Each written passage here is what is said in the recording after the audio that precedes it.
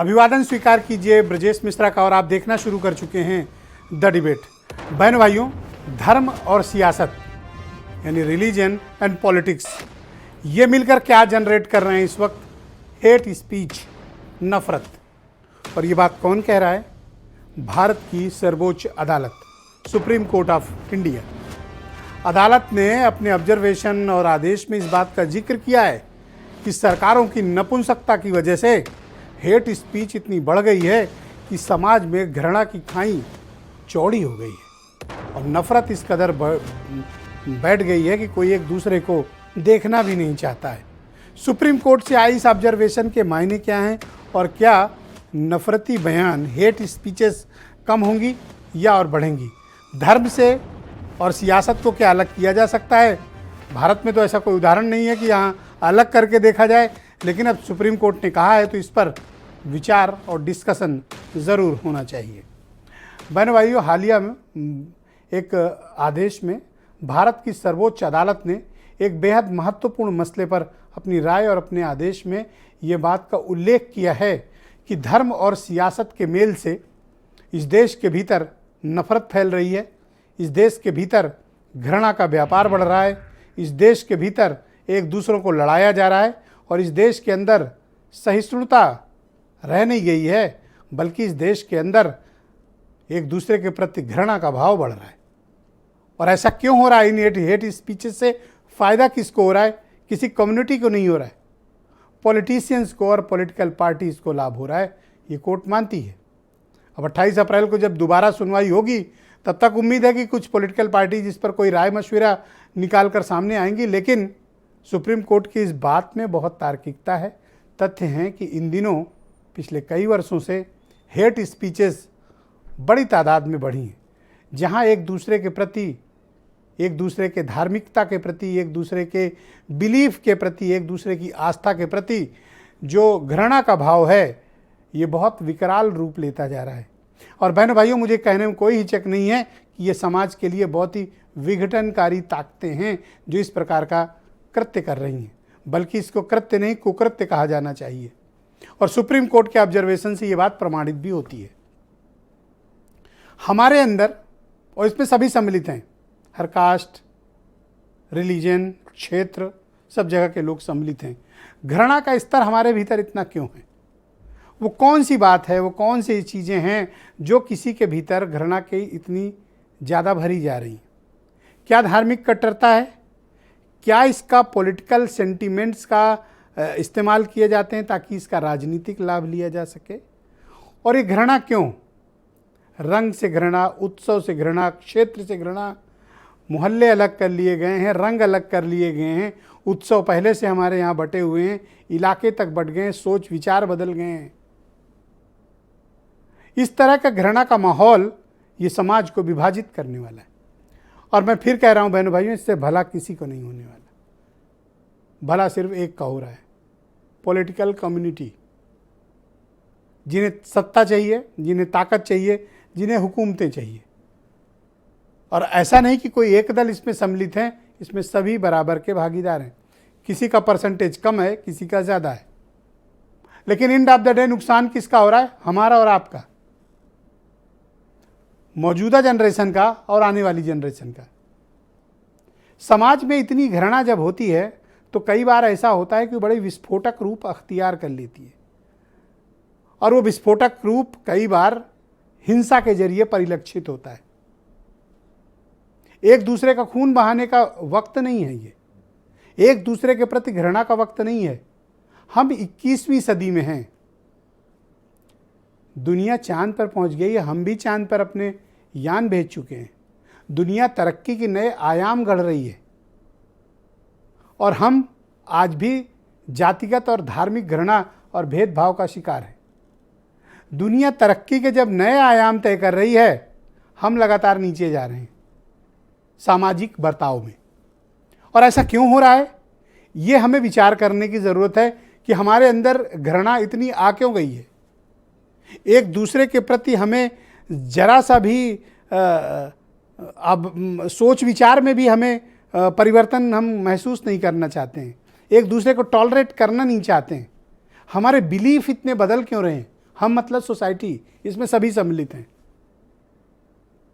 हमारा व्यवहार क्यों बदल रहा है? और सुप्रीम कोर्ट ने यही बात बहनों भाइयों पकड़ी है। सुप्रीम कोर्ट ने जो कहा है वो हमारे समाज के भीतर चल रहा है। ऐसा नहीं कि सुप्रीम कोर्ट ने कोई खास ऑब्जर्वेशन में किसी खास केस के लिए ये बात कही है।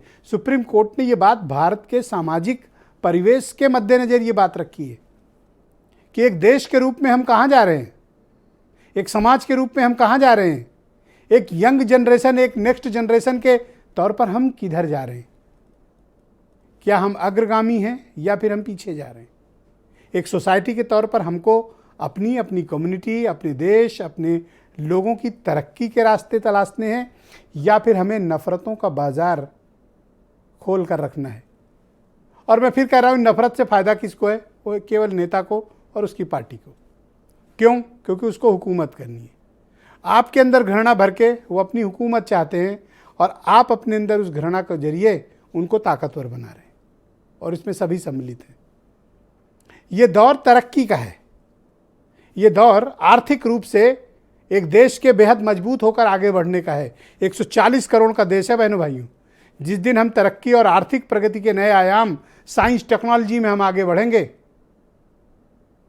आने वाला वक्त हिंदुस्तान का है, आने वाला वक्त भारत का है, हमारी नई पीढ़ी का है। नेक्स्ट जनरेशन दुनिया में नए कीर्तिमान स्थापित करेगी भारत का। ऐसा बिलीफ हमारा होना चाहिए, ऐसी हमारी सोच होनी चाहिए। और मैं दुनिया का उदाहरण देकर आपके समक्ष ये बात रखना चाहता हूं, दुनिया का कोई देश घृणा के सहारे प्रगति नहीं किया। आपसी सौहार्द, प्रेम, परस्पर विश्वास और आगे बढ़ने की कामना, तरक्की का जज्बा, साहस, ईमानदारी, काम के प्रति जुनून, कर्तव्य परायणता के प्रति लगाव, जिन देशों ने ये डेडिकेशन महसूस किया बहनों भाइयों, उन्होंने तरक्की के वो आयाम तय किए हैं कि दुनिया आज उनको उस नज़र से देखती है। हमारे साथ आज़ाद हुए मुल्कों की हालात देखें और हमारे हालात देखें, आपको बड़ी तब्दीली मिलेगी। ऐसा नहीं कि हमने तरक्की के आयाम नहीं छुए, एक से बढ़कर एक तरक्की और मिसालें भारत में हैं। डॉक्टर होमी जहांगीर भाभा हमारे आदर्श होने चाहिए, विक्रम साराभाई हमारे आदर्श होने चाहिए, एपीजे अब्दुल कलाम हमारे आदर्श होने चाहिए। और मैं तो कहता हूं घर घर इनकी तस्वीरें लगनी चाहिए। इन्होंने भारत की तरक्की में एक नए स्थापित मानदंडों के आगे बढ़कर काम किया। लेकिन हम क्या कर रहे हैं? घृणा, हेट, नफरत, आपसी वैमनस्यता, एक दूसरे के प्रति, उसकी आस्था के प्रति चोट करना, अपमानित करने का प्रयास करना, एक दूसरे के बिलीफ को नीचा दिखाने की कोशिश करना। और बहनों भाइयों, दुख की बात है कि इसमें सभी सम्मिलित हैं। एक समाज के रूप में हमें कहां जाना था और हम जा कहां रहे हैं? डॉक्टर होमी भाभा के सपनों को पूरा करना है, विक्रम साराभाई के सपनों को पूरा करना है, डॉक्टर कलाम के सपनों को पूरा करना है, या फिर हमें नफरत का व्यापार करके सिर्फ हुक्मरानों को मजबूत करना है? ये संकल्प और तय हमें करना है कि हम अपने देश को कहां पहुंचाना चाहते हैं। और यही बात तो भारत के सुप्रीम कोर्ट कह रहा है, यही बात हमारे आदरणीय महानुभाव जज लोग कह रहे हैं कि हम देश को किस तरह ले जा रहे हैं। हमारे यहाँ कैसे वक्ता थे? जज साहब ने बड़ी अच्छी टिप्पणी की। उन्होंने कहा कि हमारे पास ऐसे ऐसे इस देश में वक्ता रहे, पंडित जवाहरलाल नेहरू, अटल बिहारी वाजपेयी, कि जब ये स्पीच देते थे, भाषण देते थे, दूर दराज से लोग गाँव से निकल कर आते थे इनका भाषण सुनने की। क्या बोल रहे हैं? मैं खुद अपना व्यक्तिगत अनुभव आपको बताता हूँ। अटल जी को सुनने के लिए मैंने अपनी ग्रेजुएशन के एग्जामिनेशन के पेपर्स में कंप्रोमाइज़ किया था कि आज उनको सुन लूँ, और कल मेरा एग्जामिनेशन था, मैथमेटिक्स का एग्जामिनेशन था। उसके बावजूद मैंने तैयारी करने के बजाय अटल जी को सुनना पहले पसंद किया। उनकी स्पीच के बाद मैंने अपनी प्रिपरेशन को आगे, प्रैक्टिस को आगे बढ़ाया। ये वो दौर था, और ये दौर कोई गया बहुत पुराना नहीं है। ये हमारी आपकी आंखों के सामने हुआ है और हमारे आपके सामने घटित हुआ है। इस देश को प्रेम चाहिए, सौहार्द चाहिए, विश्वास चाहिए, तरक्की चाहिए, आर्थिक प्रगति चाहिए, शिक्षा चाहिए, रोजगार चाहिए, बेहतर इंफ्रास्ट्रक्चर चाहिए। इस देश को सिर्फ एक चीज़ है जो बिल्कुल नहीं चाहिए, नफरत बिल्कुल नहीं चाहिए। तो बहनों भाइयों, आज की परिचर्चा हमारी इसी विषय पर आधारित है। संजय चौधरी भारतीय जनता पार्टी के प्रवक्ता हैं, मेरे साथ मौजूद हैं। आसिम वकार एमआईएम के राष्ट्रीय प्रवक्ता और उत्तर प्रदेश के प्रभारी हैं। जेपी पांडे समाजवादी पार्टी के प्रवक्ता हैं। शैलेंद्र तिवारी उत्तर प्रदेश में कांग्रेस कमेटी के प्रवक्ता हैं और पंडित नंद किशोर मिश्रा भारतीय हिंदू महासभा के अध्यक्ष और वीरेंद्र सिंह जी हमारे स्टेट हेड। बहुत शुक्रिया और आप सबका धन्यवाद। और मैं चाहता हूं कि नफ़रत के इस कारोबार को कैसे ख़त्म किया जाए और आपकी सबकी सलाह और सुझाव बहुत ही महत्वपूर्ण है। संजय चौधरी जी, कार्यक्रम की शुरुआत आपसे करना चाहता हूं। हो सकता है मैं थोड़ा इमोशनल होकर ज़्यादा बोल गया हूं और आप सबका टाइम ले गया हूं, लेकिन आज मैंने थोड़ा समय लिया आप लोगों का। मैं आपसे समझना चाहता हूं कि सुप्रीम कोर्ट का ऐसी तल्ख टिप्पणी करनी पड़ी, एक पॉलिटिकल पार्टी के नाते आप लोग कभी विचार करते हैं कि आप लोग समाज को किस दिशा में ले जा रहे हैं?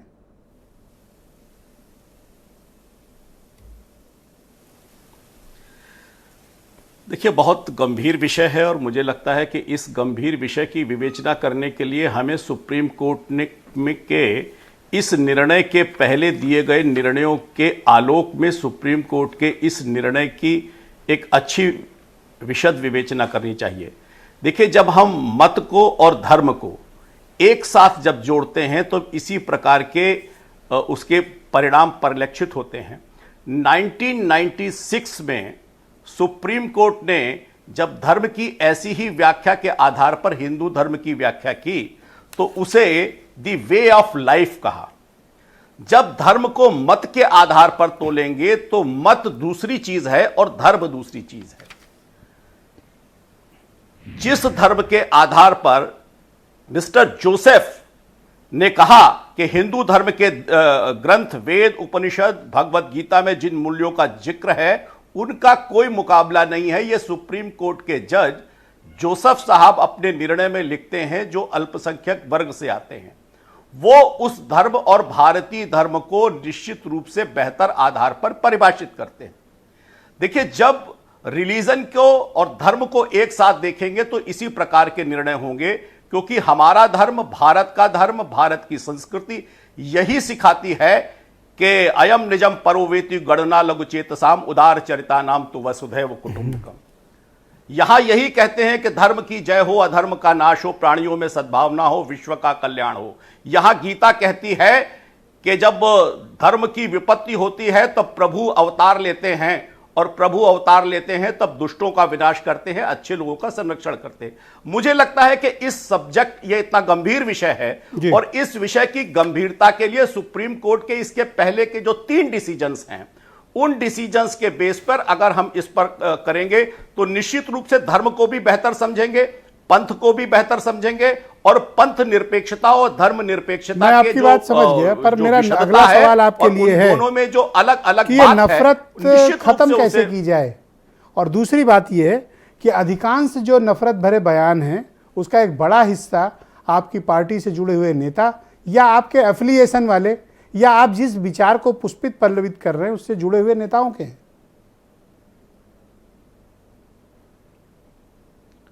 देखिए, निश्चित रूप से कुछ विचार ऐसे हो सकते हैं, लेकिन जब दोनों विचारों के आधार पर बात होगी, एक वो विचार है जो सबको लेकर चलने वाला है, एक विचार जो सबको समाहित करता है, एक विचार जिसमें दूसरों का स्वागत है। लेकिन अगर दूसरा विचार कोई होगा जिसकी कल्पना ही यह होगी कि दूसरा विचार समाप्त हो जाए, उसकी श्रेष्ठता बरकरार रह जाए, तो वही धर्म है, तो मुझे लगता है कि वो धर्म इस व्याख्या से अलग होगा।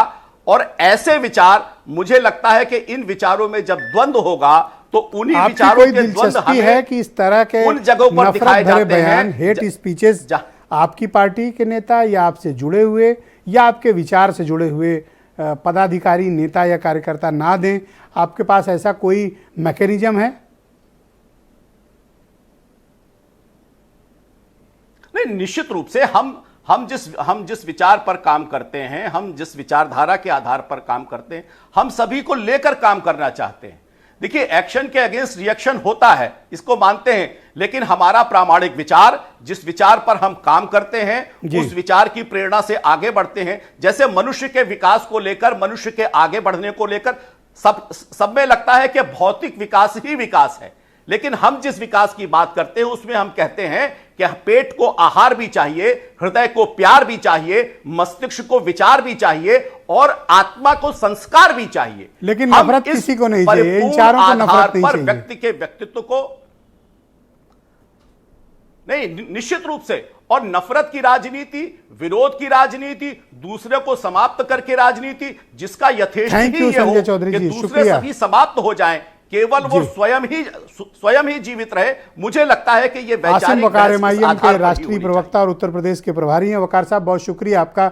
मैं उम्मीद करता हूं कि आपने सुप्रीम कोर्ट के स्टेटमेंट्स और सुप्रीम कोर्ट द्वारा दिए गए निर्देश और जज साहब के ऑब्जर्वेशंस को जरूर पढ़े होंगे, जिसमें उन्होंने कहा कि धर्म और सियासत के एक होने की वजह से या इनके आपस के इकट्ठा होने की वजह से ही हेट स्पीचेज और नफ़रतें बढ़ी हैं।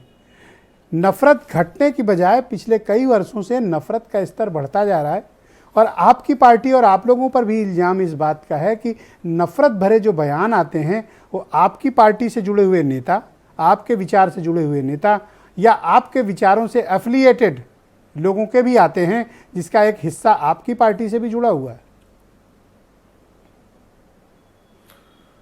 सर, इल्ज़ाम आपने लगा दिए, आपका बहुत बहुत शुक्रिया।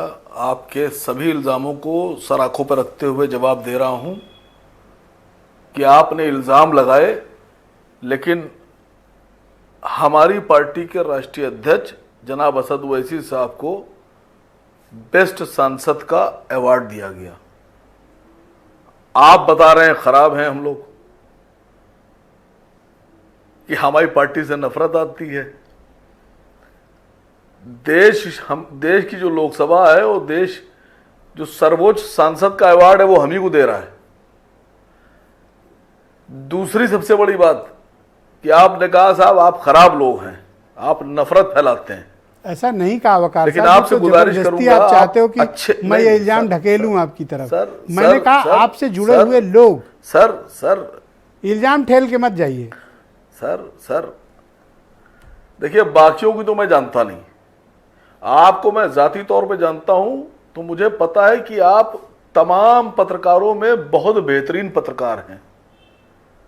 मैं इसलिए आपसे कह रहा हूं कि आपने इल्जाम लगाने से पहले जो आप शुरू में वो चलाते हैं ना, एक क्या बोलते हैं उसको, जो थोड़े थोड़े नेताओं के बारे में टिप्पणी होती है, कौन किसने क्या किया, किसने बुराई जी। अगर आपने मजलिसे इत्तेहादुल मुस्लिमीन के हैदराबाद में किए हुए काम और अकबर ओवैसी साहब के स्कूल दिखा दिए होते, तो मैं समझता हूं कि हिंदुस्तान के तमाम नेताओं ने अपने गिरेबान में मुंह डाल लिए होते। 17,500 से ज्यादा बच्चे गरीबों के, जिनको इंग्लिश मीडियम की एजुकेशन फ्री में दी जा रही है, उनसे ना एडमिशन फीस ली जाती है, ना महीने की फीस ली जाती है, उनको यूनिफॉर्म दी जाती है, उनको किताबें, कापियां, बस्ता, पेन, कलम, रबड़, जूता, मोजा और यूनिफॉर्म सब फ्री में दी जाती है। ये हम नफरती लोगों का काम है सर। देखिए हमारी शक्ल देखिए, हम लोग कितने नफरती हैं। ये अपने नफरती लोगों का काम बता रहे हैं। 12 इंटर कॉलेज हैं सर। नहीं, मैं तो वारिस पठान का भी स्टेटमेंट 17,000 बच्चे, अकबर साहब के भी 2-3 स्टेटमेंट बड़े फेमस हैं।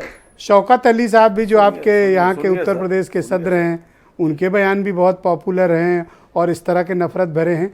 मैं उसको चलाना नहीं चाहता, जो आप मुझसे कह रहे हैं कि चला दीजिए, दरअसल मैं उसको दिखाना और चलाना नहीं चाहता। मैं ये चाहता हूँ कि नफरत का कारोबार खत्म हो राजनीति से, और आप उसमें हम सबकी सहायता करिए।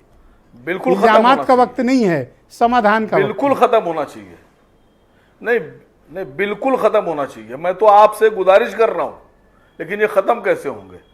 जब तक गिरिराज सिंह रहेंगे तब तक खत्म नहीं होंगे, जब तक प्रज्ञा सिंह ठाकुर रहेंगी तब तक खत्म नहीं होंगे, जब तक राजनीति में साक्षी महाराज रहेंगे तब तक खत्म नहीं होंगे, जब तक विनय कटियार रहेंगे तब तक खत्म नहीं होंगे।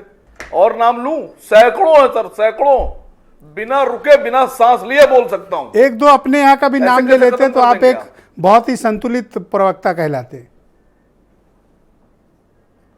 नहीं, मैं संतुलित हूं, आपको नहीं लग रहा हूं। हो सकता है कि आप मेरी बात को बाद में समझे, हो सकता हो दिल दिल में आप मेरी तारीफ कर रहे हो। नहीं, मैं तो सार्वजनिक भी कहता हूं आपकी तारीफ, ऐसी कोई बात नहीं है। दिल वाली बात क्या, जो दिल में जुबान में। अब मैं आपको सुनिए, नहीं, अब मैं आपको एक चैलेंज कर रहा हूं। संजय चौधरी जी बैठे हैं बीजेपी से, इनको भी चैलेंज है। 1 घंटे की डिबेट बाकी है। 1 घंटे की डिबेट में जिस पार्टी की केंद्र में सरकार रही कई बार, लगातार 2 बार से है, जिस पार्टी की स्टेट में सरकार रही कई बार, उस पार्टी के पास सैकड़ों हजारों विधायक हैं, सैकड़ों सांसद हैं, हजारों की तादाद में सभासद हैं। मैंने तो नाम लिया अपने एक नेता का कि उन्होंने 17,500 से ज्यादा बच्चों को फ्री में एजुकेशन दे रहे हैं। आप अपने एक नेता का नाम बता दीजिए। आप मुझे कोई सुझाव नहीं दे पा रहे तक का कोई काम बता दीजिए। नफरती बयान कैसे खत्म किए जाएं? जैसे कि मैं एक सुझाव देता हूं कि जो लोग भी हेट स्पीचेस करते हों उनको राजनीति में प्रतिबंधित कर दिया जाए, उनको चुनाव लड़ने पर, और किसी पॉलिटिकल पार्टी जो ECI से अप्रूवल है उसके संगठन में कोई स्थान न दिया जाए। हमारे किसी नेता को किसी भी हिंदुस्तान की अदालत ने तड़ीपार नहीं किया। हमारे किसी भी नेता को दुनिया के किसी भी देश ने वीजा देने से मना नहीं किया। अगर किया हो तो बता दीजिए। आपकी नजर में हम नफरती हो सकते हैं, लेकिन जिनके लिए मजलिस इत्तेहादुल मुस्लिमीन और उसके नेता काम कर रहे हैं, उनके दिलों से जाके पूछिए एक बार। आप पूछिए जाकर एक बार। तो ये नफरती बयान एक तरफा है, समर्थन में हूं। आप बहुत ही सहिष्णुता फैला रहे हैं और दूसरे लोग बहुत नफरत फैला रहे हैं, ऐसा कहना चाहते हैं? इतनी देर से बोल तो रहा हूं। नहीं, इतनी देर आप ही हैं जो सौहार्द फैला रहे हैं, जो नफरत वाले बाकी सब सनसनी और संग्राम कर रहे हैं। सुनिए सर, नहीं मैं कह तो रहा हूं, इतनी देर से मैं बोल रहा हूं। इसमें जितनी नफरत वाले बातें थी वो निकाल के मुझ पर मुकदमा कर दीजिएगा। अरे आपको माला पहनाएंगे, आपके ऊपर मुकदमा क्यों कराएंगे? माला पहनाएंगे आपको। सर हम लोग काम ही ऐसा करते हैं। सर हम काम ही ऐसा करते हैं। थोड़ा तब्दीली ले आओ। माला पहननी तो तब्दीली लाओ। सर सर सर सर बहुत आपका शुक्रिया। आपने जो पूछा था मैंने। जेपी पांडे मेरे साथ मौजूद हैं, समाजवादी पार्टी के प्रवक्ता है। ठीक है, आपके चैलेंज को संजय चौधरी स्वीकारेंगे और अगले राउंड में वो आपके चैलेंज का आपके सामने और मुंह पर जवाब देंगे। जेपी पांडे मेरे साथ हैं, समाजवादी पार्टी के प्रवक्ता हैं। आपकी पार्टी के भी कई नेता हैं और स्पेशली 2-3 सांसद हैं, वो जब भी मुंह खोलते हैं नफरत भरे बयान देते हैं। अपने नेताओं पर लगाम नहीं है, आपकी कंट्रोल नहीं है। ये किस तरह का समाज और राजनीति चाहते हैं आप? देखिए ब्रिजेश जी, सबसे पहले तो मैं आपको बहुत साधुवाद धन्यवाद दूंगा। आपकी मैं बड़ी शुरुआती भूमिका की मतलब चर्चाएं सुना हूं, लेकिन आज आप रियल में बड़े दिल से बोल रहे थे। और मैं नियत से साक्षात्कार नेहरू जी का अक्सर पढ़ता रहता हूं, मुझे बड़ा प्रिय है वो। तो लग रहा था कि जैसे उन्हीं शब्दों को हिंदी में कोई ट्रांसलेट कर रहा हो। तो ये रियल में आपका क्षोभ पीड़ा भी था, इसमें कोई दलगत बात नहीं थी। और अब मैं थोड़ा एक शब्द अपने संजय चौधरी साहब का उठा लूँ, क्योंकि उन्होंने ये कहा कि हिंदुत्व की महिमा गान करें, हिंदुत्व में कोई प्रॉब्लम ही नहीं। वो तो ऋग्वेद में ही एक सत बहुधा विप्रा वदंती कह दिया गया।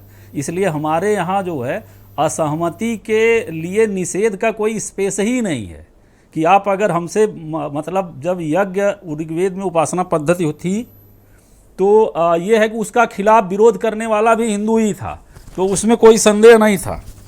और अब ये जरूर है कि इन्होंने एक बड़ा अच्छा शब्द कहा है कि हिंदुत्व तो महान है, सहिष्णु है, लेकिन प्रतिक्रिया में होता है।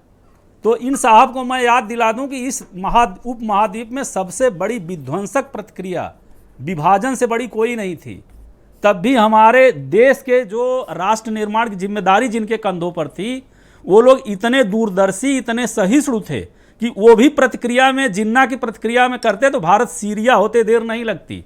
लेकिन उन्होंने कितने धैर्य से अपने जो आंचलिक विषमताएं थी या जो अल्पसंख्यक जमात के लोग यहाँ रह गए थे उनके प्रति कितना उदार व्यवहार अपनाया और एक मुख्य धारा में सबको शामिल किया।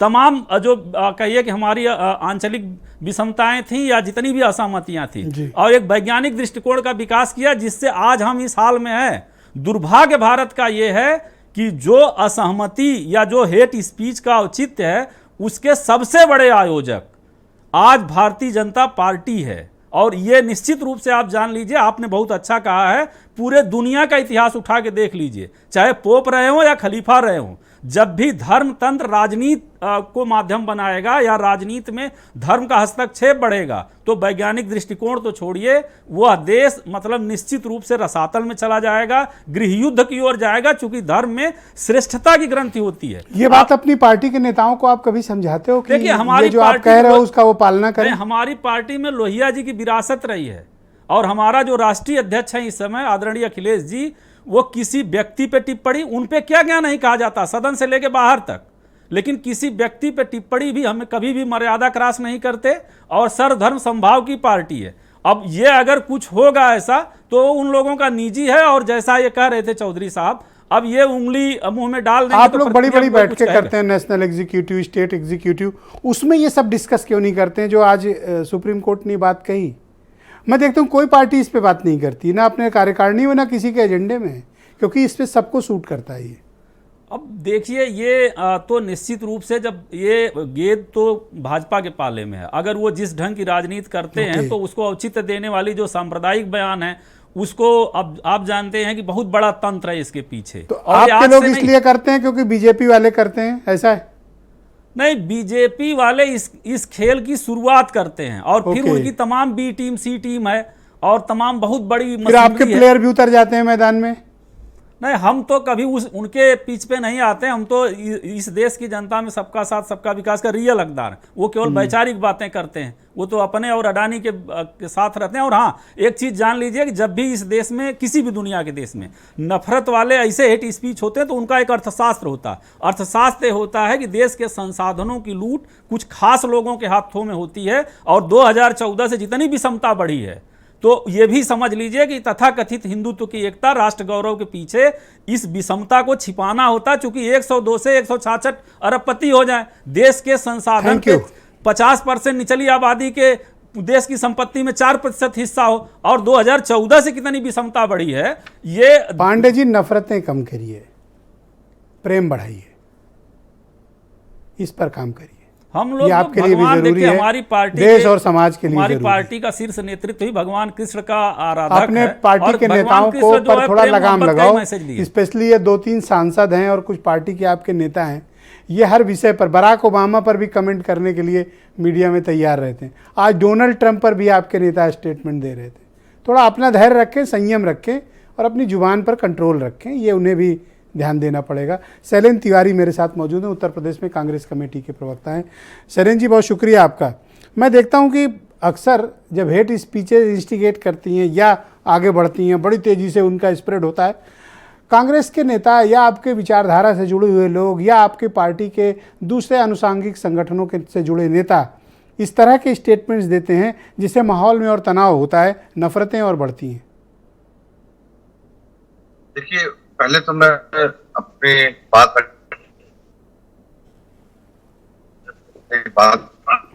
आपने सुप्रीम कोर्ट की जो आज बात है उस पर एक डिबेट कराई, आपने एक बहुत बड़ी अब मैं कहना चाहता हूँ कि मैं एक मांग करता हूँ कि आज की तारीख में आप संसद में एक कानून लाइए और कहिए कि हेट स्पीच करने वालों को सख्त से सख्त सजा मिलेगी, कानूनन सजा मिलेगी। ऐसा एक नियम कानून बना दीजिए। अभी तमाम स्थितियां जो है आज की तारीख में समाज में बटी हुई है, समाज में तमाम से हेट स्पीच के मामले जो है, पर हेट स्पीच से जुड़े हुए आईपीसी में और आरपी एक्ट में ये हमारे पास मौजूद हैं, पहले से प्रावधान हैं, दंड के प्रावधान हैं, लेकिन मैं देखता हूँ सिर्फ एफआईआर करने से बात बन नहीं रही है। नहीं सर, मैं उनमें और चीजें जो चुनाव नहीं लड़ सकते या जो संगठन में कोई पद न दिया जाए, एक्टिव पॉलिटिक्स से उनको बाहर कर दिया जाए। जी, उनको कोई भी व्यक्ति हो, चाहे वो किसी भी उस पार्टी का हो, चाहे वो कहीं से भी आता हो, धर्म से भी आता हो, तो उस पर कोई ना कोई ऐसी शक्ति बननी चाहिए ताकि वो उससे भयभीत रहे और काम होना चाहिए। अब एक माहौल ऐसा खड़ा किया जाता है नैरेटिव कि हम बात करते हैं सबका साथ सबका विकास की। आज की तारीख में सत्ता के साथ में सत्ता कहती है कि सबका साथ सबका विकास, फिर उसी में तो कहती है मैं पसमानदा समाज की बात करूंगी। कि ये जो दोहरा मापदंड है ना, यही अपने आप में डिवाइडेशन की बात करता है। हम तो कहते हैं कि आप आइए, सबका साथ सबका विकास की आप बात करते हैं, अच्छी बात है। लेकिन अगर आप अपनी करिए तो- पार्टी के नेताओं को भी ये मशवरा दें जो आप हमें दे रहे हैं कि नहीं, वो भी हम- अपनी जुबान पर कंट्रोल रखें और संयम के साथ पेश आएं। अगर मैं- आपको कोई उकसा भी रहा है तो आपको भड़कने की जरूरत नहीं है। देखिए, वैसे गांधी जी की पार्टी की आइडियोलॉजी में जो आता है, गांधी जी के बारे में जानता है, यदि कोई व्यक्ति एक थप्पड़ मारता है तो आप दूसरा गालाई कीजिए। तो कुल मिलाकर के हमें तो बर्दाश्त करना ही चाहिए, तभी हम जब बर्दाश्त बहुत करेंगे, शुक्रिया तभी- आपका। मैं पंडित नंदकिशोर मिश्रा जी को आमंत्रित करता हूं।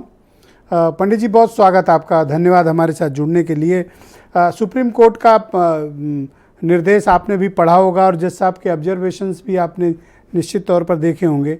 उनका ये मानना है कि हेट स्पीच से अगर छुटकारा पाना है, नफरत से छुटकारा पाना है, तो धर्म और राजनीति को अलग अलग होना चाहिए। आप क्या दृष्टिकोण रखते हैं? दिल्ली की तरह है, 4 दिन से निरंतर यात्रा पर हुई, लेकिन अभी इत्तेहाद मुस्लिम के वसीम अकरम साहब ने ओवैसी साहब के स्कूलों की बड़ी प्रशंसा की। मेरा एक प्रश्न है कि उनके स्कूलों में पृथ्वी गोल है कि चपटी है, कौन सा पाठ पढ़ाया जाता है? इस प्रश्न का जवाब मांगिए। अरे पृथ्वी गोल ही है, यही पढ़ाया जाता है पंडित जी। कोई पृथ्वी चपटी नहीं पढ़ा सकता। साइंस है, साइंस। अच्छा, ना उनके विद्यालय में क्या पढ़ाया जाता है? आपको कैसे पता कि उनके विद्यालय में क्या पढ़ाया जाता है? दूसरी बात है कि अज्ञानता ही सबका मूल कारण है। इसीलिए डॉक्टर अंबेडकर ने कहा कि शिक्षित बनो, विकसित बनो।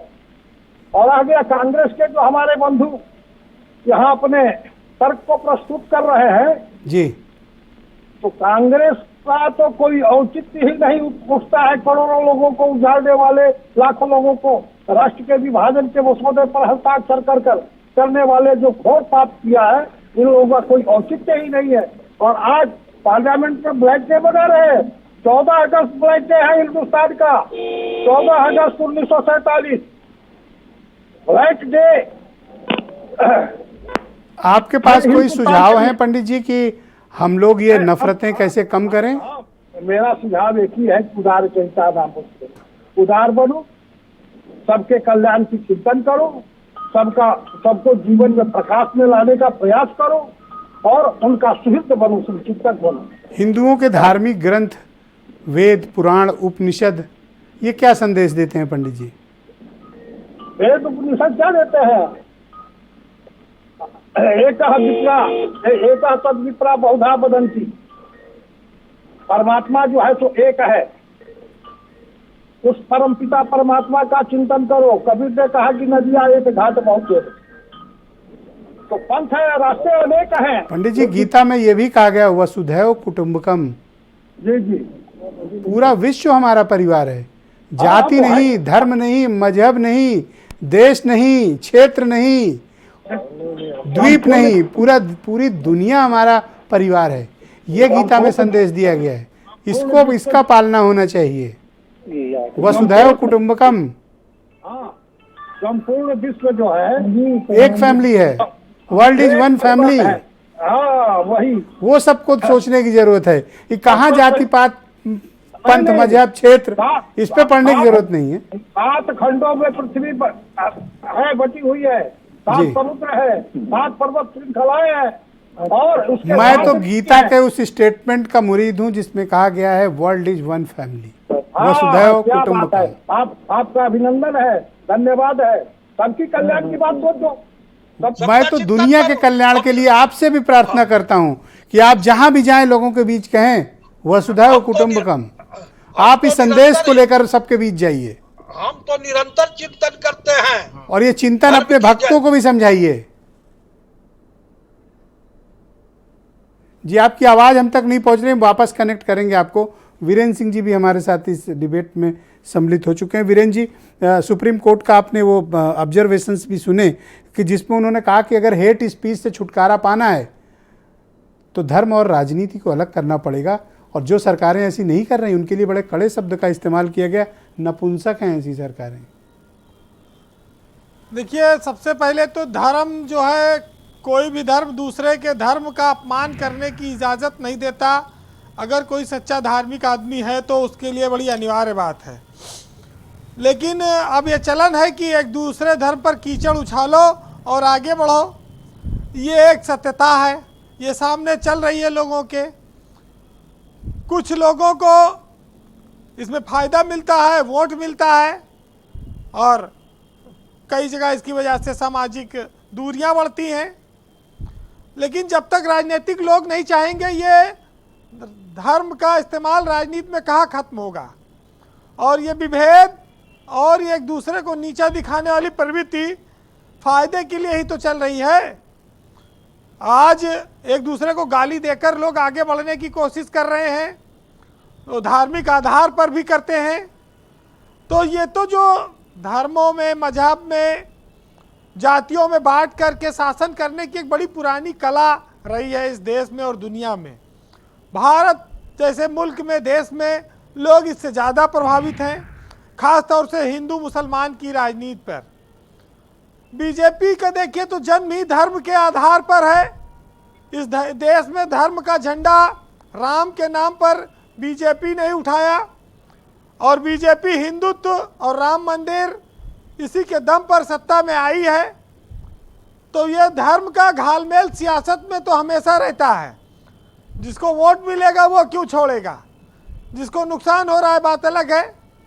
हालांकि सुप्रीम कोर्ट ने चिंता जताई, कहा राज्यों के लिए कि क्या वो नपुंसक हो गए हैं।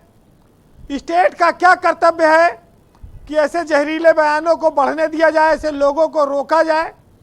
लेकिन कैसे रोका जाएगा? लड़ाई तो दोनों तरफ से है।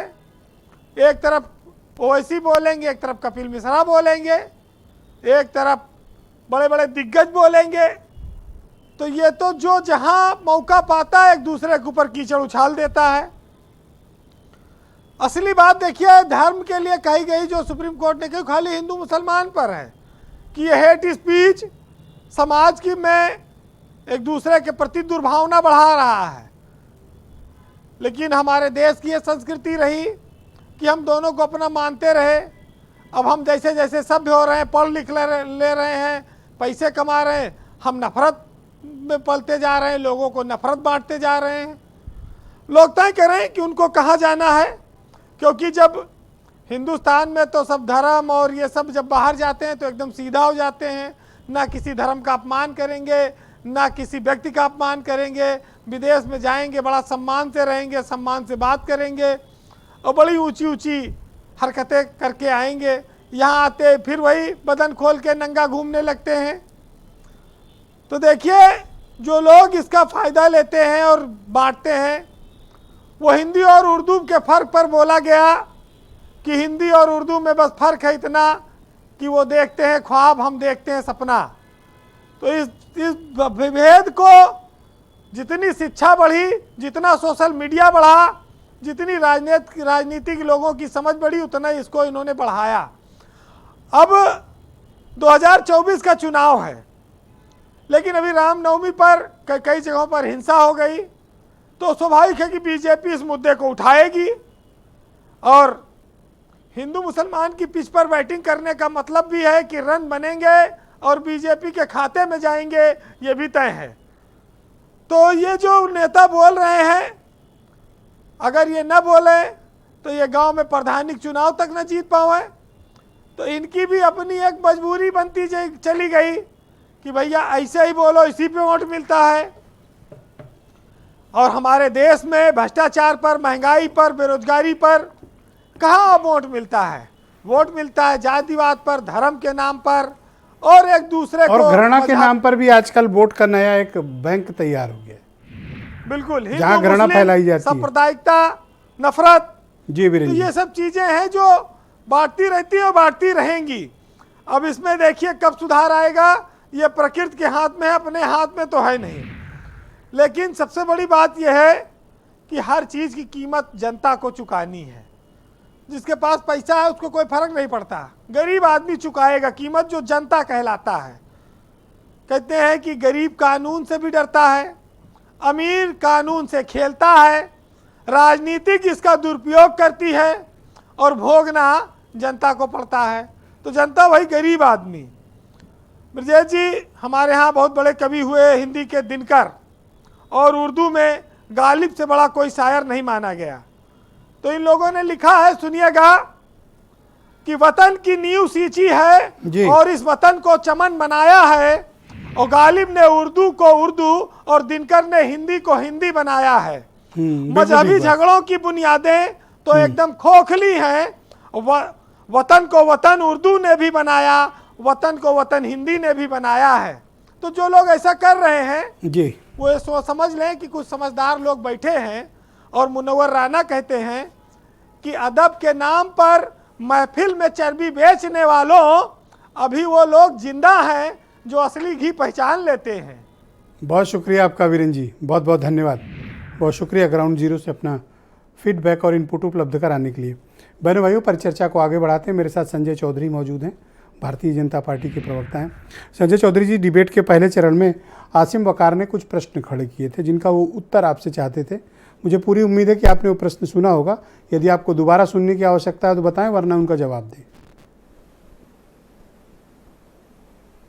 नहीं, मैं सारे लोगों का जवाब देना चाहूंगा और शुरुआत तो पीछे से करना चाहूंगा। अभी वीरेंद्र जी बोल रहे थे, उन्होंने बोलते बोलते एक शब्द कहा, क्योंकि वीरेंद्र जी आपके चैनल के बड़े प्रतिष्ठित व्यक्ति हैं, उनकी आवाज को मैं मानता हूं कि वो भारत समाचार की आवाज होगी। उन्होंने कहा भारतीय जनता पार्टी का तो जन्म ही धर्म के आधार पर हुआ। ये ज्ञान और विज्ञान कहां से आया भाई? ये भारतीय जनता पार्टी का तो जन्म ही धर्म के आधार में जो पर आया है। कलकत्ता में आपकी इसके पीछे कौन सी बात है? कार्यकारिणी में जो प्रस्ताव पास हुए थे उसके आधार पर वीरेंद्र जी ने कहा है। आपके पास वो प्रस्ताव भिजवा दिया जाएगा। नहीं, हम तो बंबई में, हम नहीं, जो प्रस्ताव आपने अडॉप्ट किया था उसी प्रस्ताव के आधार पर बने। बिल्कुल। और एक चीज और इन्होंने कही कि अभी रथ यात्रा में हिंदू मारे गए और उसके आधार पर हम उस बात को कहेंगे।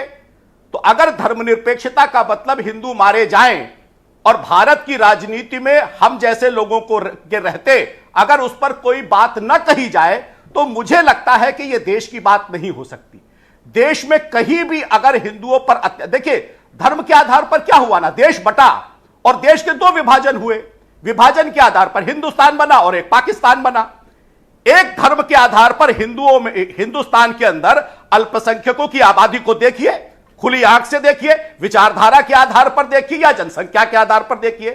बगल में पड़ोस में पाकिस्तान को देखिए, वहां के अल्पसंख्यकों को देखिए, वहां हिंदुओं का क्या हाल हुआ और यहां मुसलमानों का क्या हाल हुआ। क्या धर्म के आधार पर सोचने वाले लोगों ने क्या आदर्श पाकिस्तान है कि वहां की जो सामाजिक ताना बाना है वो आपके लिए आदर्श है? देखिए, हमारे लिए आदर्श क्या है? हमारे लिए आदर्श है देश की संस्कृति, हमारे लिए आदर्श है राष्ट्र, और इस राष्ट्र में जो भी हैं वे सभी ठीक से पुष्पित पल्लवित हों। लेकिन इस राष्ट्र में रहने वाले दुनिया में कहीं भी जाएं, वो कहीं भी रहें, और अगर उनके ऊपर संकट आएगा तो इस देश की राष्ट्रवादी पार्टी भारतीय जनता पार्टी निश्चित रूप से इस बात को उठाएगी। पर आपकी पार्टी और मुझे लगता है किसी भी देश के कॉम्पिटेंसी और स्टेटमेंट है सबका साथ, सबका विकास और सबका विश्वास।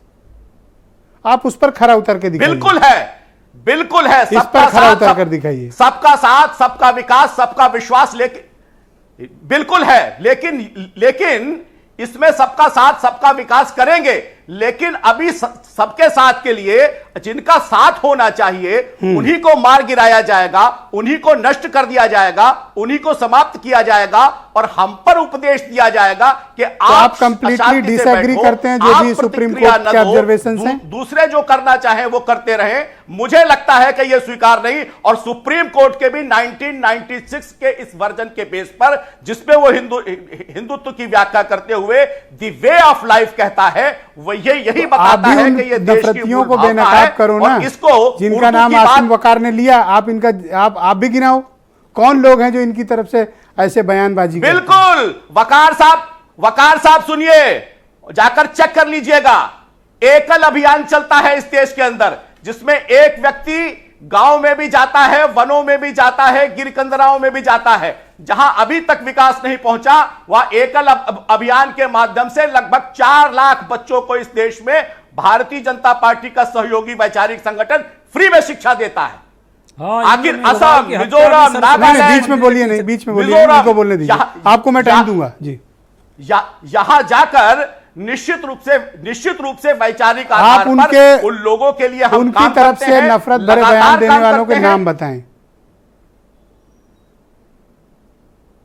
किनकी तरफ से? जो वकार साहब चैलेंज कर रहे थे। आप बताइए, वकार साहब जब बहराइच में जाते हैं तो किसका महिमा मंडन करते हैं? वो समझौता करते हैं सुहेल देव के साथ, और मजार पर कबर किसकी कबर पर जाकर फूल चढ़ाते हैं? जो औरंगजेब की को प्रश्रय देते हैं, दारा शिकोह का विरोध करते हैं, जो कलाम का विरोध करते हैं, वही इस हेट स्पीच के साथ काम करते हैं। और मुझे लगता है कि जब औरंगजेब आदर्श बनेगा, दारा शिकोह निग्लेक्ट होगा, तभी तक यह विचारधारा चलेगी। आखिर कौन लोग हैं जो कलाम को स्वीकार करने के लिए तैयार नहीं है? आखिर कौन लोग हैं जो कलाम के फोटो लगाओ सब जाना स्वीकार नहीं करते? आसिम वकार, कौन लोग हैं जो थैंक यू संजय जी, नहीं मानते? संजय जी प्लीज, मुझे लगता है, thank you. Okay, Asim Waqar go ahead.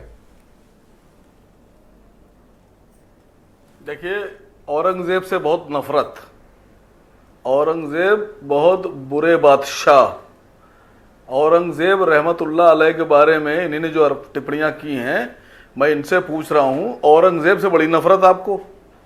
Aurangzeb बड़े खराब, और औरंगजेब के सिपह सलार और जहांगीर के सिपह सलार और अकबर के सिपह सलार, कछवाहा राजपूत, भारमल, भगवंत दास, मान सिंह, भाव सिंह, जय सिंह, ये सब जयपुर के आमेर के राजाओं के नाम ले रहा हूं। इन सब ने सेवाएं प्रदान की।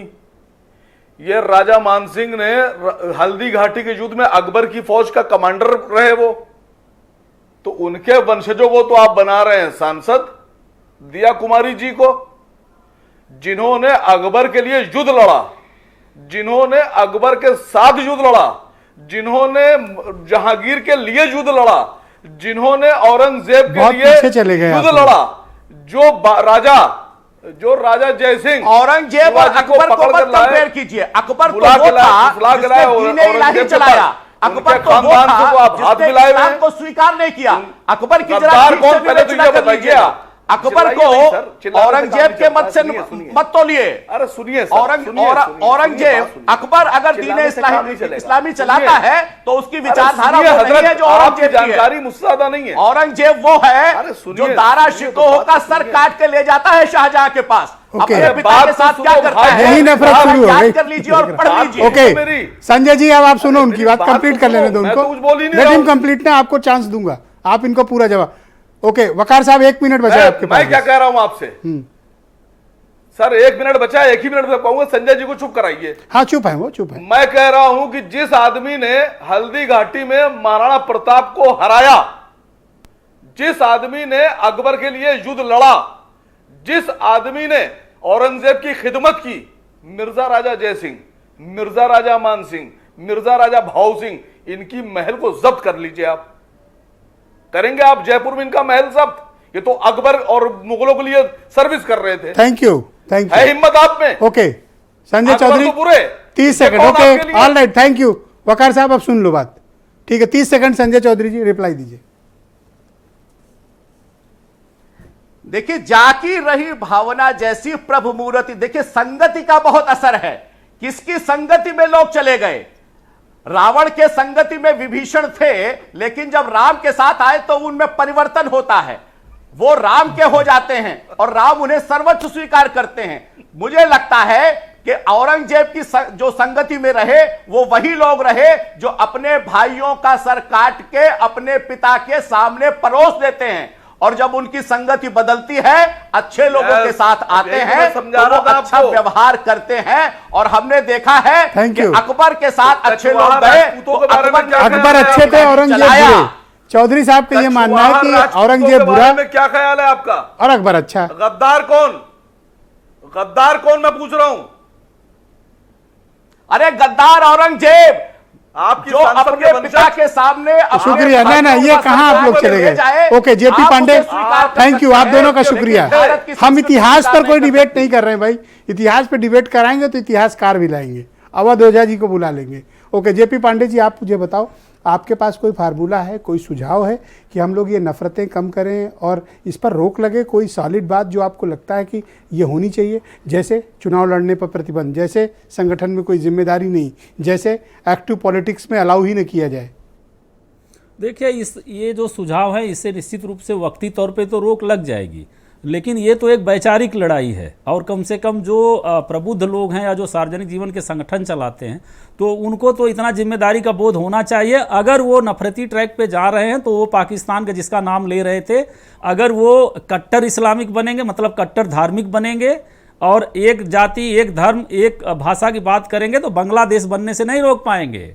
तो भारत की एकता, अखंडता ही अगर इस बहुलतावादी देश में चाहते हैं तो आपको साइंटिफिक अप्रोच का या सेकुलर होना है। और एक बात मैं बता दूं अति संक्षिप्त, जैसे चौधरी साहब कह रहे थे कि सरस्वती शिशु मंदिर बहुत बड़ी चेन है, निश्चित रूप से बहुत बड़ी चेन है, लेकिन माफ़ करिएगा साहब, इस देश में जो रिफॉर्मर जैसे दयानंद सरस्वती थे, जो डीएवी श्रृंखला थी, वो एक वैज्ञानिक अप्रोच की थी। वो वेदों की ओर लौटो कहते थे, लेकिन दयानंद एंग्लो वैदिक स्कूल था। आपके इसी सरस्वती नाम ही एंग्लो, नहीं, इन्हीं इंद्र मेघवाल की जो हत्या हुई पानी का मतलब मटकी छू लेने पर, वो ठाकुर छैल सिंह सरस्वती विद्या मंदिर के टीचर थे। आज भी यही इनके जब टीचरों की सोच है, कम तो करिए पांडे जी, आप सब लोग मिलजुल कर इस देश की करेंगे। तरक्की में योगदान करिए, मैं तो यही आप सबसे आग्रह करूंगा। शैलेंद्र तिवारी जी, क्या ये सही वक्त है कि सुप्रीम कोर्ट को हेट स्पीच को लेकर कोई बहुत ही सख्त काम करने की आवश्यकता है, क्योंकि ये पॉलिटिशियन मानेंगे नहीं? मुझे लगता है कि आज की तारीख में देखिए, हमारी डिबेट जब हो रही थी उसी में कई तरह की बातें आई। मैं सभी बातों को जोड़ते हुए एक बात कह देता हूँ कि जो भी व्यक्ति, जो भी इंसान किसी भी दल, किसी पार्टी, किसी मजहब, किसी धर्म, किसी पंथ, किसी संस्था, किसी भी कंपनी को चला रहा हो और उसकी स्पीचेस इस तरह हो, तो जो नियम कानून बने हैं उनमें और ज्यादा से ज्यादा सख्ती लाई जाए। क्योंकि अभी आपने एक बात कही वासुदेव कुटुंबकम की, और ये भी है कि जब जब होए धर्म की हानि बढ़े असुर महाअभिमानी। तो मुझे लगता है कि जो असुरों का बढ़ना चल रहा है, ये इस वक्त सुप्रीम कोर्ट को स्वयं अपने आप में एक जो है संज्ञान में, सदा संज्ञान में लेकर के नई नजीर देनी चाहिए। और ऐसा संसद को भी करना चाहिए कि जो लोग इस तरह की बात कर रहे हैं वो पब्लिक डोमेन उनको डिस्क्वालीफाई किया जाए। मैं तो कहता हूँ ऐसे लोगों को डिस्क्वालीफाई करते हैं। पंडित नंदकिशोर मिश्रा जी मेरे साथ मौजूद हैं। पंडित जी, आपको क्या लगता है कि ये हेट स्पीचेस खत्म करने के लिए हमें क्या प्रभावी कदम उठाने चाहिए? के दायरे में ही उठाना पड़ेगा। और दूसरा है कि जहाँ हिंदुओं का उत्पीड़न होगा वहाँ हम आगे आकर उनकी रक्षा है कि जहाँ उनकी रक्षा के लिए पड़ेगी। हमारा आगे प्रश्न माननीय धर्म मूर्ति न्यायमूर्ति ने जो कहा है उसके संदर्भ में दो ही बात कहूंगा। लोअर कोर्ट हाई कोर्ट तक सत्यमेव जयते, और माननीय उच्चतम न्यायालय का या तो धर्मस्तु जया। और तीसरा है, जिस मनुस्मृति को हिंदुस्तान में जलाया जाता है, अमेरिका में व्हाइट हाउस के आगे मनु की प्रतिमा स्थापित है और वहां लिखा है कि आदि विधि विशेषज्ञ, विधि निर्माता मनु को। तो भारतवर्ष में नाना प्रकार की कुसंगतियां हैं। उन कुसंगतियों को लड़ने के लिए जो भारतीय परंपरा है तर्क का, चरवाक नास्तिक थे लेकिन उनको भी ऋषि माना गया।